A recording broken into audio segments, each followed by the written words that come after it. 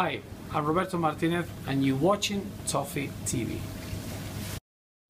Welcome to Toffee TV with me, Peter McPartland, Barry Cass, and we're here to talk about Leicester City versus Everton at the King Power Stadium. Last week when we were on, we mentioned in the preview show, it wasn't the best pre-season we've ever had.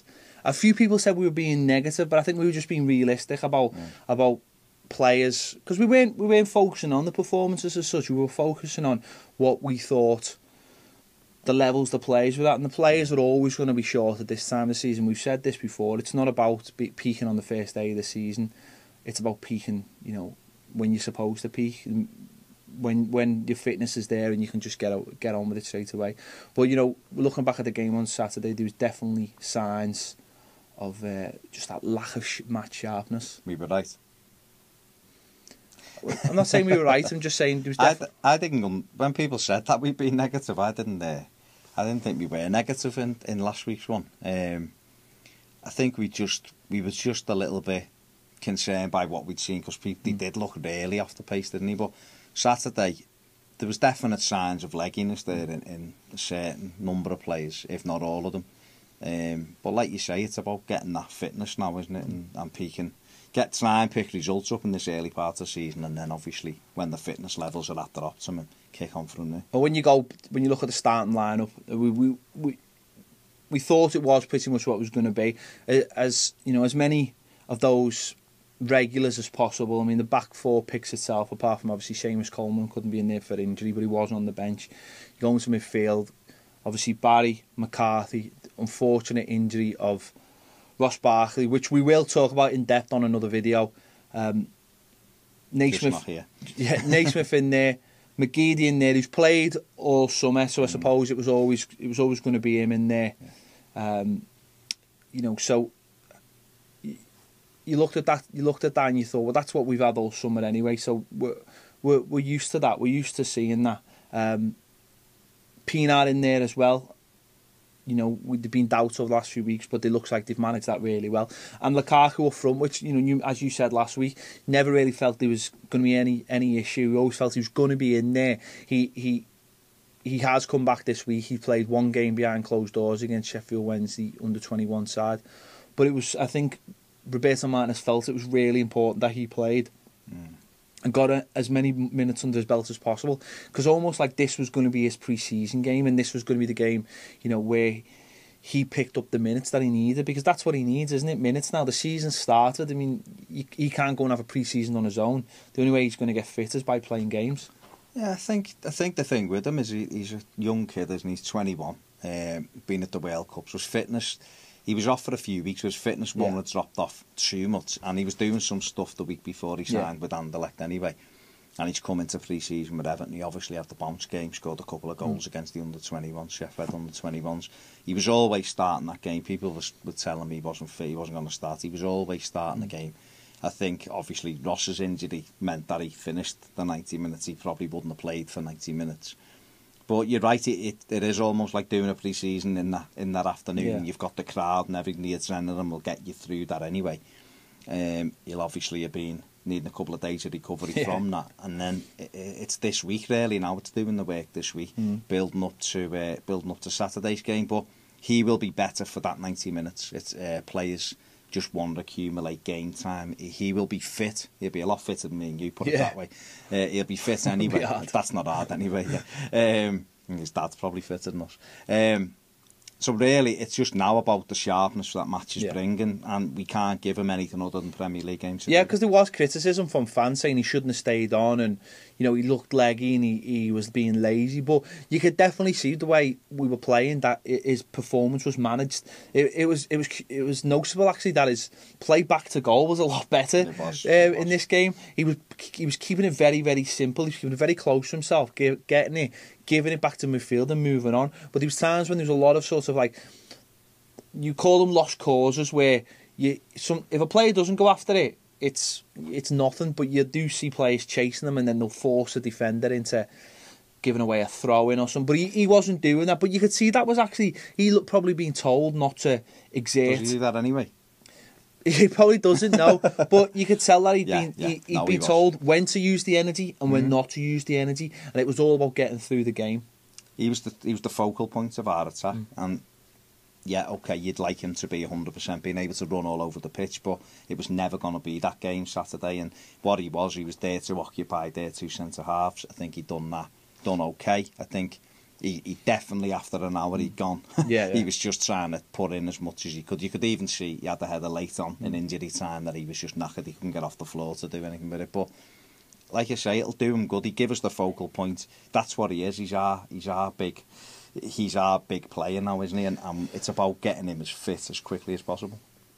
But a lot of fans will be saying to themselves, well, if we brought another player on who's been fresher, or we put Morales up front, forget about getting Lukaku fit. You're playing for an hour, then you take him off. The hour would have done it. A lot of our fans will be saying, you should have just put another attacker on up front and gone for the victory, because at the end of the day, 3 points is the most important thing. And Lukaku will get fit regardless. And you know, that's the conundrum, isn't it? I'm not sure that he's just left them on to get him fit, though. He left them on because who could come and do like for like up there? Naismith, I've seen people saying Stephen Naismith should have been pushed up there.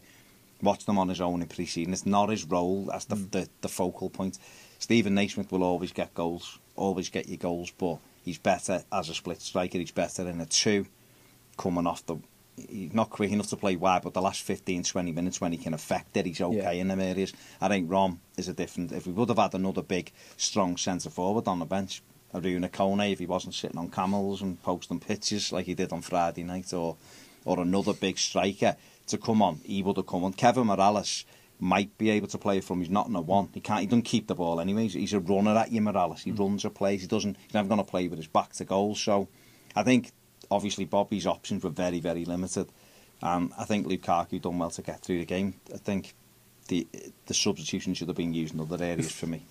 Before we start, we talk about the negatives. Let's talk about some of the positives from the game, because there was a few. We should really do the negatives and finish with the positives. All right, this is Roberto Martinez. All right, well we'll do the negatives first. The goals, obviously, that we conceded, both very, very poor. If we take the first goal, we just scored our goal.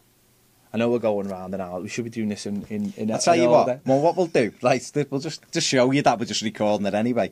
We'll go through the game. Well, all right. Because that's the best way to do it. You've just completely messed this video up. It's great. This is great. You just completely messed it up. No. We started well. We both thought that Leicester were just going to come at us at 100 miles an hour for the first 20 minutes, and it was up to us to calm it down. But really, it didn't start like that at all. We got control of the ball and we used it. Okay, we didn't sort of go mad with it and look to make loads of chances, but we just got the ball and calmed the game down like a Roberto Martinez side has done, you know, pretty much since day one for Everton. Probed and tried to get a few things. Eventually, you know, we get the chance, corner, comes out to Leighton Baines, puts it back in, Distan forces the keeper to save, and Aidan McGeady puts it in a place where the only place he could put it really, posted stamp shot, absolutely fantastic finish, and we're 1-0 up. It's a fantastic goal, it looks great on the eye. Wonderful goal for his first Everton goal. Yeah, for his first Everton goal. Fantastic. And he's another one who some fans have been saying very he's quick. Not good enough and he's not this and he's not that. Name of Aidan McGeady is very, very good feet, good option. I think he'll be a really good player for Everton. I think the jury's still out, but it's very, very early for that jury to be out.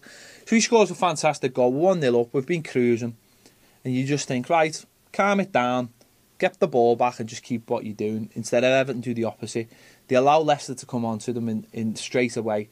They give away a silly corner. Now I know you think it was a foul, but they give away a silly corner, and then they don't defend it.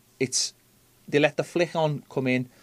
Distan goes with it with his wrong foot, doing his best Joseph Yobo impression, and just kicks it straight into the striker who will never score again. Probably another Van Wolfswinkel. And it's 1-1 straight away. Don't have any time to settle it down, and you go and see one goal at the other end, which is wonderful, and it comes to the other end and it's scrappy and it's rubbish, and it's rubbish. It's everything Everton aren't, and it's so frustrating to see that. Definitely, I did think it was a foul. I thought it was a foul on Jagielka. I don't think there was any other decision to give there. It was a foul. Everyone looked at the referee. He's the only man in Leicester who thought it was You know, it was a corner. Didn't defend the corner well at all, and it's really, really poor by distance. Really poor by distance. But I think that's the one area that Roberto hasn't quite got to grips with Everton. And everything else has been fabulous, but at either end on set pieces, absolutely diabolical, and it's something that, for me, it is. It's I agree. For me, needs sorting out. I know he doesn't. I've heard him talking about attacking corners. So he doesn't like scoring off set pieces because it's not a real goal. I'm hoping it's a real goal when you can see it. When you can see it, I know that. So obviously we've got to learn to defend that a lot better. This time, he's 6'30" or something. He's massive. How can he fall over clearing the ball? And he does. He did look a bit like Yobo, the way both feet left the floor and he fell over. But Sylvan's been fantastic for us. There's no question about it. But that wasn't his best moment for Everton at the weekend. So it's 1-1, and then we get the ball straight back. And again, like I've just said, we're passing it round, we're controlling it. They're not threatening. They are like a team from the 80s. They're just pumping it along, getting two players around our two centre backs, looking for the drop downs. Nugent's very good at causing trouble by not actually doing anything, by just running around. He just runs around. They're causing trouble that way, which again disappointed me though, because we sort of got sucked into that. Whereas you sort of thought, well, Jagielka was dealing with it for me. He was dealing with it really well, and you think, whatever that ball comes along, let Jagielka go and win it. But every time Distan went for it, he couldn't get round the front, so he's climbing on people, and he's almost trying to stop himself from giving free kicks away. So therefore, he's allowing the opposition to win it in that way. But on the whole, we were quite composed. Yeah. Again, we get the ball, we work it really well. Special mention for Baines and Pienaar again, who a lot of people have written Baines off. A lot of people have written Pienaar off as well. And they were fantastic that first half down the left. Everything, little movements, little back heels, moving themselves into the space. Gets worked again. Baines gets the ball and Pienaar gets a little touch on it. Falls to Naismith, fantastic finish. And we're 2-1. Perfect time right before second half. And it couldn't have been any better. Fantastic goal, and definitely rolled back the years, didn't he? Them two down the left hand side. I thought Stephen Pienaar was fantastic all afternoon. Really, really good on the ball. Great move, great goal. And I think that's what Everton have done really well under Martinez since he come in. Is that them kind of games where I think it would have been more of a 50-50 game under the likes of David Moyes. The way Martinez has Everton playing in terms of controlling the ball, it takes a lot of the risk out of these kind of games. And Everton, I think I was just very disappointed with Leicester. I just thought for the opening day, you'd expect them to be up and in your face. I thought I'd gone for a draw beforehand, and I think I said we both talked about it being a very tight game going down there. There was nothing. There was no pressure. We weren't having to defend long throws or corners. We weren't under the cosh in any way, shape or form. And at the back, it was just so easy. They were strolling around Everton. And they capped a good first half performance going in 2-1 up. At the breaking, you're thinking, right, we get the third now. We can run away with this. Come out second half, and again, it's the same thing. It's the same football. But the problem is that Everton had so much of the possession that they almost got sucked into just keeping the possession. Without sort of going anywhere with it, and they really didn't go anywhere with it. They just kept the ball moving, and then every 20th pass, someone would try and do something really clever and try and thread the ball through with iron needle, and it was either Naismith or Distan. They were trying it all the time. They were trying to play clever passes when clever passes weren't needed, and there was times when simple passes you just needed a little bit more or a little bit of movement. And it wasn't never on. And it was so frustrating because you could see what was happening. You could see it in front of your eyes that as the half went on, we were attacking less and less. We had the ball, we were moving the ball, we were moving around with the ball, but not actually threatening. And you could see these Leicester players and the fans thinking, these are not going anywhere. These are not actually trying to affect this game. Maybe if we have a go, something will happen. And sadly, that's sort of how the half kept going and going. They brought a couple of subs on, not really anything brilliant football-wise, but they had pace, and they started sort of probing at us. Nothing massive, but it did seem to cause a few problems. I think we got lulled into false sense of security. Yeah. This is a walking training game, because I think you've touched on it before. You know, players not tracking back maybe as much, or giving the ball, or trying to be too clever with passes, and it almost became, when you're doing training, you're trying to try new moves, and that's what it looked like. And the game wasn't really about that. It was 2-1, knowing that a mistake will cost you the 3 points. Get the game killed at 3 and 4 and 5, and then do your little back heelers and everything else. And what really disappointed me was, in that 20 minutes after half time, we had numerous chances edge of the box to pull the trigger, and we didn't. We went wide and we come back. Now, I know we started last season like this, because I remember me and you discussing this last year about why won't we shoot? Why is it going wide?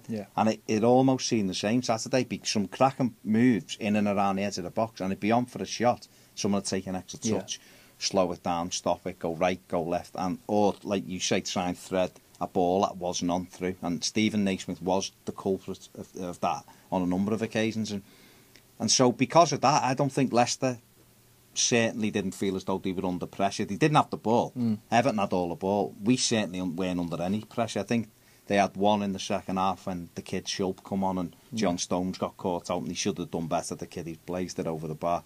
Other than that, they had nothing. And for me, we kind of threw the game away with the substitutions. Yeah, well, we'll come on to the substitutions. And you mentioned Naismith there. I don't really want to throw him under the bus too much, because I thought he had a good game. It's just that he found himself in positions that are a little bit foreign to him at times, more of the creator rather than the person at the end of it, and was trying to do something that's not really his forte.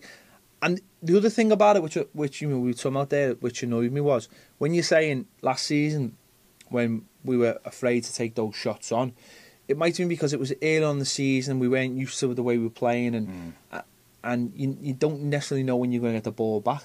But Leicester were giving us the ball back all the time. So you felt like we could have a shot, they'd have a goal kick, go long, and we'd win it back, and we'd get it back, and we could go and do it again. And that was the most frustrating thing, is that if it wasn't on this time, it would have been on the next time. But the more we just kept passing it and passing it, and then we'd give it away on the edge of the box. And that was actually their best chance of attacking, was every time we lost the ball, they fancied it breaking against us. Because we are a team that likes to go forward in numbers and not leave many back. And there's times when Barry got caught out with the pace of some players and tried to hack them down, and it just felt like we were doing all the wrong things, and it was so frustrating. I think, look, those choices will come as they get fitter and they're mentally sharper. You forget about the mental tiredness as well. It does affect decision making, and I think as you get sharper and quicker and faster and fitter as the season goes on, you cut those kind of silly mistakes out. The decision making's sharper, and it's a lot better. I think we were guilty of that Saturday. We were guilty of legs going. We were guilty of making the wrong decisions at times. We were guilty of trying to pinch things that weren't on, or make a pass that wasn't on. I think they were lying themselves out. It's just frustrating because they were very limited. Yes, they were very poor. Yeah, I don't very poor. We won't play as bad a side as them. We said this last week again. You don't want to play those teams first game of the season. You get that first game season bounce, whereas you played them in October, we battered them, and you don't, without being any disrespect to their players were just, you just didn't know half of them, or it was players like Konchesky and Nugent. You just thought the players you do know, they shouldn't be too much of a handful for us, and that was the annoying thing. I think they might grow into the Premier League. They might learn a way to play and a way to be tough to beat and resilient. But at the weekend, it wasn't. They were just who they were, and they were exposed. And I think the frustrating thing, the disappointing thing from my point of view, was that we won't get many games like that this season where they are waiting to be beaten. And they were kind of in awe, I think, a little bit of Everton, because we've been so good last season. They were very similar to the pre-season game. They didn't have much then, and we knew that we'd be better, but we just haven't been able to. Despite dominating the ball, we weren't able to get over the line. Well, before we mention the equalising goal, let's talk about the substitutions. It took Stephen Pienaar first, which surprised a lot of people. It did surprise a lot of people. People within the ground were shaking their heads, couldn't understand, because Pienaar up to then had been fantastic. And you always feel as well with Pienaar, even if he's not fit or he's tiring, he can keep the ball well, and he also gets fouls that other people. He's very savvy the way he gets fouls, and a game like that, sometimes you need to get those fouls to break the game up, to stop up the opposition getting any kind of momentum. And I think that was a strange substitution. Maybe he'd agreed only to play 65 minutes before a game because he's obviously coming back to full fitness. I don't know. I was disappointed to see him go off because he was one of our better players. Yeah. And you're right, he buys you that couple of seconds. He puts his foot on it. He can go either way. Can help encourage Baines. He also works hard in front of Baines as well. I think for me it was a very strange one. I can understand kind of why he took him off, but I would have given him another 10 minutes because he didn't look like he was gone. He looked a little bit disappointed actually to be brought off at that stage. I just think for me, the way it was set up at that time, we were losing the game in the centre of the park, not in our half where McCarthy and Barry were, but between Naismith and Lukaku. Yeah. And I don't know whether he should have, if he wanted to take Pienaar off, whether he should have pushed Naismith out to the left and just said, look, just fill in there. But he should have played Morales off Lukaku at that stage, because what we needed against them, we needed someone to get hold of the ball the way Barkley does and run at them. Because then, obviously, as you're running at the heart of them, they've got to make a decision. It frees up Lukaku one side, maybe McGeady could have gone on the other side, or Naismith coming in off the channel and you've got to pass on. And we didn't. We put Morales out there. We left it breaking down essentially. And Morales was picking it up and running at them and going past a couple of them, but he was still wide. Yeah. So there was nothing as if we were loading the box. So it left us, for me, a little bit lopsided. Yeah, it was obviously a completely offensive substitution, but which is fair enough. That's what Martinez all over. But as you said, it was sort of like in the wrong place because the fullbacks needed protecting just because of the way they were playing. And then we seen McGeady goes off as well. And, that was the strange one for me. Coleman comes on, and where was he playing? Where did he? John Stones seemed to go into a central position, but it almost went to three at the back, but not really being three at the back. It was almost Stones came over 5 yards, but there was no right back because Coleman was up there. Baines stayed in, so we went from having a spaced out four, which is what you probably should have. We went to having a four that were narrow when we didn't need to because Baines with no protection in front of Baines. So Baines should have gone on 10 yards and made us five in midfield, and didn't. He dropped in, so we were a lopsided four. Coleman was caught between the two. I don't think it helped John Stones. I think he was kind of thinking, am I the right centre half or am I right back? And Coleman was thinking, am I right midfielder? And he's put Coleman on to get him minutes because I think he's trying to make sure he's fit. Probably at that stage he thought, these haven't got anything. Well, why not go all the way then and just say, right, take John Stones off and put Seamus Coleman in at right back and go all the way. John Stones had a decent game. You could see those times when he got caught out because he's not used to playing that far right. There was times when he was winning the ball back and then trying to do something clever with it, and it wouldn't work. And Jagiel had to have a word with him a couple of times just to say, calm down. He tried to join him down the right, but it didn't always work. So it just added to the confusion when Coleman came on, where maybe he should have just said, right, we'll take John Stones off, we'll bring Coleman on to match with the pace for the player for the Leicester player coming on, and everyone knows where they are then. He could have done that, and then for argument's sake, Coleman broke down again there. He's still got Bessett's there, or he's also got McCarthy who can operate at right back. He would have had that insurance. He knows, he's the manager, he's done a cracking job. We can't be too critical of him. It's just when you're looking at it from a fan's perspective, you're thinking, did we really need that? When you go to that equalising goal, then all them elements came together. And he'll know that, to be fair. The ball gets lost on the left-hand side. Baines is left. I don't want to say exposed because I just thought he did really poorly, Baines. I don't think he was exposed. It was just a nothing challenge. I just think he got really exposed. The lad beat him like he'd been beating players all day without using any pace, just a really standard sick, but seemed to walk past players. He gets the shot off, it ricochets in the box, but there you see... Gareth Barry does as well, by the way. Yeah. Barry was he does, as well. Barry didn't look near enough, fit enough for me all day. He looked very slow. Really should have been sent off. The yellow card wasn't... The first one wasn't a yellow, but the second one was. The referee had a nightmare. Anyway. Well, he did. We'll talk about a couple of incidents in a minute as well. The ball comes in, it ricochets, but what happens is, because as we've just been talking, Distan, Jagielka and Stones are all on top of each other. Because they're all playing sort of centrally. Coleman's nowhere. Coleman's playing the wing-back role. Ends up falling to... Chris Wood, and he finishes it well, and you're just thinking, if we just stayed with a flat back four, none of that would have happened. Kevin Morales wouldn't have showboated on the halfway line. None of that would have happened. If Baines would have put a tackle, you can go back. People will look at the goal and go, Stones should have been there. It was his fault, or Coleman or Tim Howard should have stood up. But you've got to go back to where it started. We were in possession of the ball. He went out to Morales. He's got to either do one or two things. He rolls it off and goes and gets it down the corner, or he goes down the line with it, plays it off a defender. Once he loses it, take the cheap free kick, just kick the lad, go in, put a tackle in. He done nothing. He let the lad take it off him and just step back. And then he goes past Baines, and we're in trouble. And Baines lets him go. Barry can't really touch him because he's been booked. It's a lucky break from the goal. Jagielka has to put a tackle in. It breaks to the kid and he knocks it in. And from being in probably the most comfortable position you'll ever be in a Premier League game, because the opposition on their own ground aren't even asking you any questions. They're just saying, can we just finish this, please? And we're happy with a 2-1 defeat here. That's 2-2. And again, after that, you'd expect then to be hanging on, because they've got the thing. There was nothing. Everton just went, right, okay, give us the ball. Like basketball, give us the ball back. And it just ended. And that was the sad thing, though, because that was the first time we went out and attacked. And I suppose at the end of the day, we deserved what we got, because at 2-1, we didn't go out there and say, right, let's go and get the third, the fourth, and the fifth, which easily could have happened if we'd got that third goal. See, I think looking at it from this perspective, I thought he was nailed on with 10 minutes left. He was going to put Atsu on just for legs, because we know he's quick, we know we can beat him on. And I thought Naismith would have been taken off then for 10 minutes and gone, right, just run at these now. It's 2-1. We're getting into...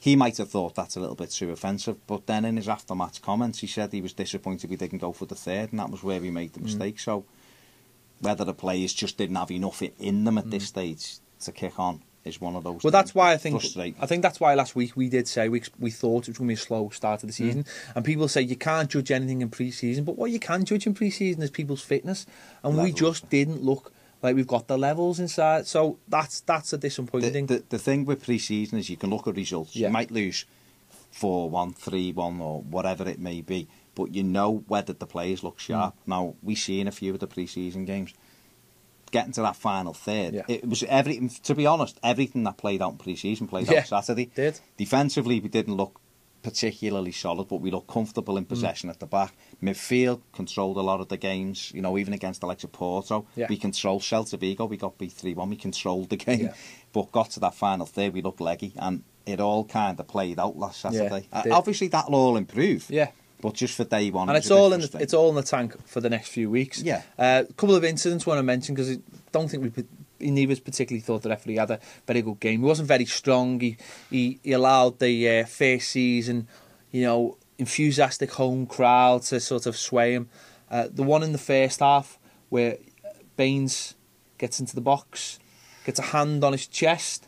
The ball was there to be won. And if the hand wasn't there, he would have got the ball. So why isn't it a foul?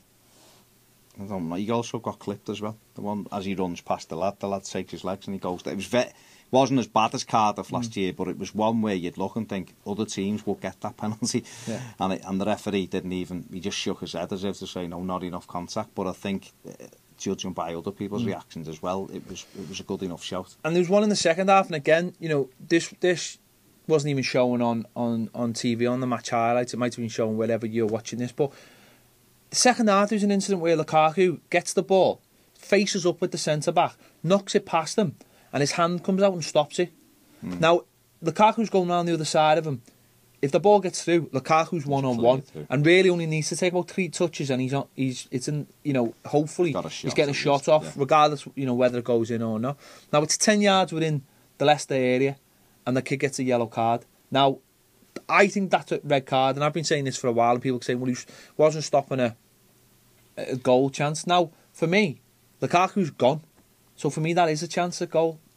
Well, if he puts it past him and he pulls his shirt back, he'd be sent off. Or if he takes his legs out, he'd be sent off. So it's a professional foul because he's putting his hand out and stop or ungentlemanly conduct, whatever it is. He's stopping a goal-scoring opportunity, the same as he's running through. We've seen a couple of incidents last year. Vincent Kompany got sent off at Hull against Jelavic. Jelavic wouldn't beat anyone in a race. He was virtually on the halfway line. Mikel Arteta early in the season at Crystal Palace was out on the wing 2 yards into the half and he got sent off. So it was the same kind of principle. There was an incident later in the half Aidan McGeady taken out from behind by Paul Konchesky, no booking. It was a shocking challenge. And then the Chris Wood one, about a couple of minutes before he scores, boots Jagielka, boots up here. Now, I don't know whether he caught his shoulder or the side of his face, but it was dangerous play. Everton got a free kick for it, but he didn't get booked. Now, outside the penalty area, he'd have been sent off. He'd have been sent off for it. So, just when you look back, we can't blame the referee that we didn't win the game, but again, it was another poor performance. It's just disappointing, isn't it? It's a disappointing start to the season. You know, it is a point though. We'll take that. Players some of them have got 90 minutes under the belt. Positive now. Yeah, players have got 90 minutes under the belt. It's exactly the same as we started last season. Deja vu from last season, actually. And their players will probably never score again, like Wolfswinkel has never scored again either. So we'll take that. McGeady's got his first goal for us. Yeah. Stephen Naismith's off the mark. Always good for a forward to get your first goal. Yeah, and Lukaku and Morales have got the first minutes, and hopefully and Seamus Coleman's got back from injury. So there is positives. We didn't lose the game. It's disappointing not to win it, but we didn't lose it.